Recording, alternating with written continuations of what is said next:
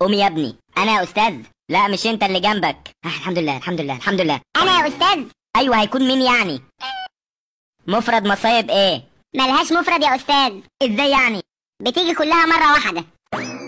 انت يا ابني لسه ما طلعتش من البيضه وتقول لي المصايب بتيجي مره واحده؟ طب قول لي على مصيبه حصلت لك. امبارح يا استاذ في امتحان العلوم حبيبتي ما حلتش وسابت الورقة فاضية، فانا شاركتها السقوط وسبت الورقة فاضية انا كمان. اتاريها بتحب مدرس العلوم ونجحها وانا سقطت.